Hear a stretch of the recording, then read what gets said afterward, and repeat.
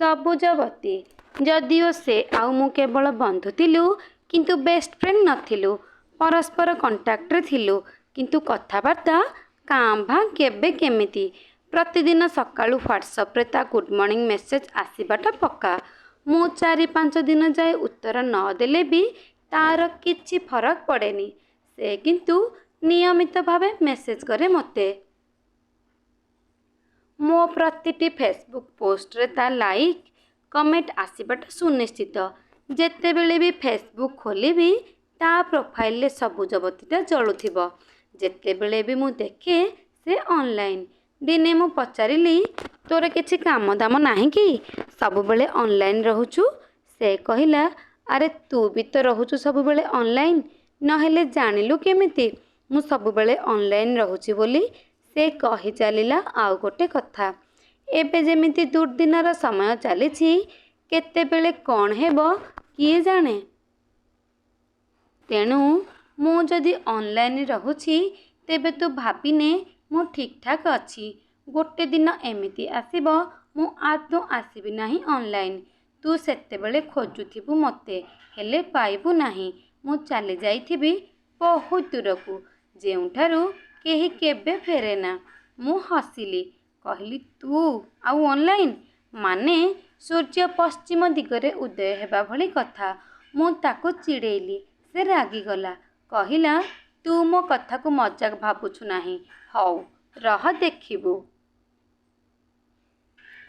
ମୁଁ ଜାଣିଥିଲି ଫୋନ୍ ବିନା ସେ ଗୋଟେ ମୁହୂର୍ତ୍ତ ବଞ୍ଚିପାରିବ ନାହିଁ। ତେଣୁ ତା କଥାକୁ ମୁଁ ସିରିୟସ୍ ନେଲି ନାହିଁ।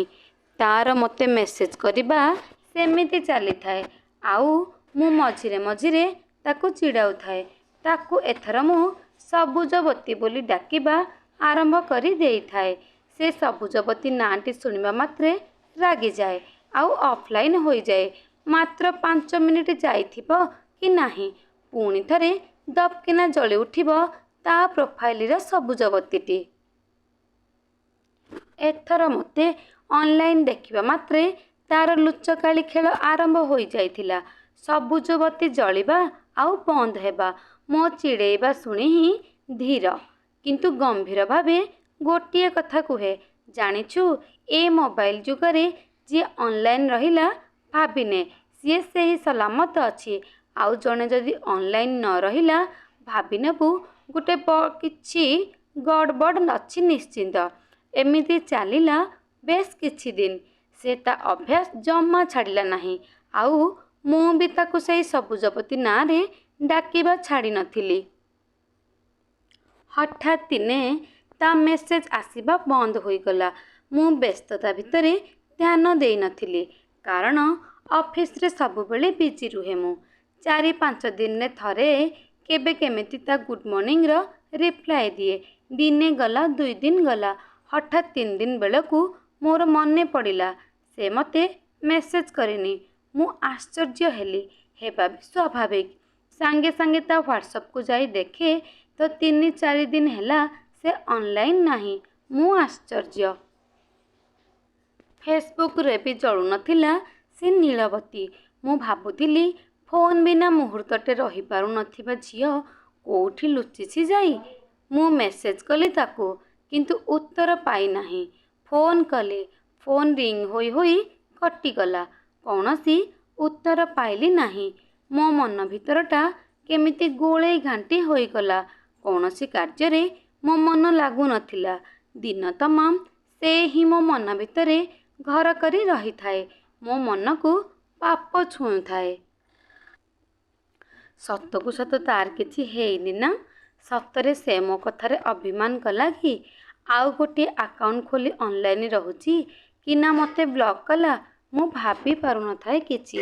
ମୋ ମୁଣ୍ଡ ଭିତରଟା କ'ଣ ହେଇଯାଉଥାଏ। ତେଣୁ ତା ଖବର ଜାଣିବା ପାଇଁ ପୁଣି ରାତିରେ ଫୋନ୍ କଲି ତା ନମ୍ବରକୁ। ଫୋନ୍ଟି ଉଠାଇବା ମାତ୍ରେ ମୁଁ କହିଲି, ଆଲୋ ଚଣ୍ଡୀ, କୋଉଠି ଲୁଚିଛୁ? ଭାବୁଛୁ ମୁଁ ତୋତେ ଖୋଜି ପାରିବି ନାହିଁ?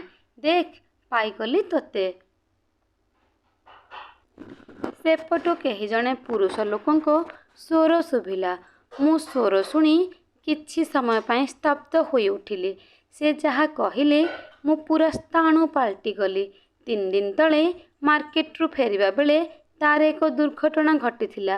ବ୍ରେନ୍ରେ ଜୋର ଆଘାତ ଲାଗିଥିବା ଯୋଗୁଁ 2 ଦିନ ହେଲା ହୋସ୍ ନଥିଲା ତାର। ଆଜି ହୋସ୍ ଆସିଲା। ଡକ୍ଟରଙ୍କ କହିବା ଅନୁସାରେ ବଞ୍ଚିବାର ଚାନ୍ସେସ୍ ଖୁବ୍ କମ୍। ଆସନ୍ତାକାଲି ତାର ଏକ ସର୍ଜରୀ ହେବ।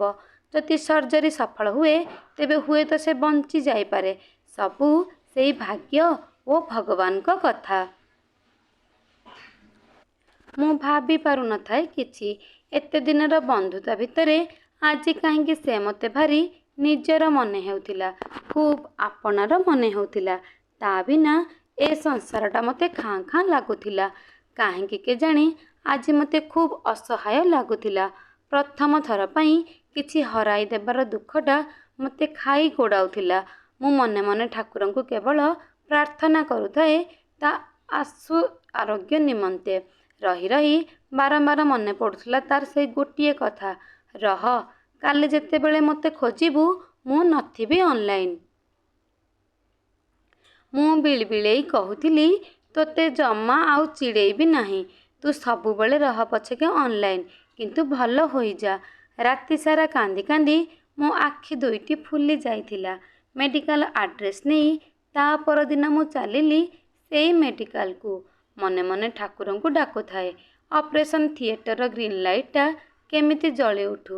କେବଳ ସେଇ ଠାକୁରଙ୍କୁ ପ୍ରାର୍ଥନା କରୁଥାଏ କେମିତି ସଫଳ ହେଉ ତା ସର୍ଜରୀ। ଯେତେ ସମୟ ଅତିବାହିତ ହେଉଥାଏ ସେତେ ଦୁଶ୍ଚିନ୍ତା ବଢ଼ି ବଢ଼ି ଯାଉଥାଏ। ଦୀର୍ଘ 3 ଘଣ୍ଟା ପରେ ଜଳି ଉଠିଲା ଗ୍ରୀନ୍ ଲାଇଟ୍ଟି। ଠାକୁରଙ୍କ ଉଦ୍ଦେଶ୍ୟରେ ହାତ ଯୋଡ଼ିଲି ମୁଁ। ଦୀର୍ଘ 1.5 ମାସ କାଳ ହସ୍ପିଟାଲ ବେଡ୍ରେ ରହିଲା ସେ। ପ୍ରତିଦିନ ଯାଇ ଦୂରରୁ ଦେଖା କରି ଆସେ ମୁଁ। ପାଖକୁ ଯିବାର ସାହସ ହୁଏନି ମୋର। ଧୀରେ ଧୀରେ ସୁସ୍ଥ ହେଉଥିଲା ସେ। ଯେଉଁଦିନ ମେଡ଼ିକାଲରୁ ଘରକୁ ଫେରିବ ସେଦିନ ମୁଁ ଗଲି ତା ପାଖକୁ ଆଉ କହିଲି, ମୋର ଭୁଲ ହେଇଗଲା। ତୁ ଆଜିଠାରୁ ଯେତେ ଗ୍ରୀନ୍ ଲାଇଟ୍ ଜଳେଇବୁ ଜଳା, କିନ୍ତୁ ଏମିତି ଚୁପ୍ ହେଇ ଯାଆନା। ସେ ହସିଲା ଓ କ୍ଷୀଣ କଣ୍ଠରେ କହିଲା, ଏବେ ପରା ଡକ୍ଟର ମନା କରିଛନ୍ତି ମୋବାଇଲ ଧରିବା ପାଇଁ। ମୋବାଇଲ ରେଡ଼ିଏସନ୍ କାଳେ ମୋ ସ୍ୱାସ୍ଥ୍ୟ ଅବସ୍ଥା ପୁଣି ବିଗାଡ଼ି ଦେବ। ଯାଉ କିଛି ଦିନ, ମୁଁ ତୋତେ ପୁଣି ବିରକ୍ତ କରିବି ଗ୍ରୀନ୍ ଲାଇଟ୍ ହୋଇ। ମୁଁ ହସିଲି ଆଉ କହିଲି, ସେଇ ଦିନକୁ ଉତ୍କଣ୍ଠାର ସହ ଅପେକ୍ଷା କରି ରହିଲି ପାଗେଳି। ତେବେ ଶ୍ରୋତାବନ୍ଧୁ, ଯଦି ମୋ ଗପଟି ଭଲ ଲାଗିଥାଏ ଗପଟିକୁ ଲାଇକ୍ ଆଉ ସେୟାର କରିଦେବେ। କମେଣ୍ଟ ବକ୍ସରେ କମେଣ୍ଟ ନିଶ୍ଚୟ ଦେବେ। ଯଦି ମୋ ଚ୍ୟାନେଲରେ ନୂଆ ଥିବେ ଚ୍ୟାନେଲକୁ ସବସ୍କ୍ରାଇବ୍ କରିଦେବେ ଆଉ ବେଲ୍ ଆଇକନକୁ ଦବାଇ ଦେବେ, ଯାହାଦ୍ୱାରା ମୁଁ ଅପଲୋଡ଼ କରୁଥିବା ଭିଡ଼ିଓର ନୋଟିଫିକେସନ୍ ପ୍ରଥମେ ଆପଣ ପାଇପାରିବେ। ରହିଲି, ନମସ୍କାର।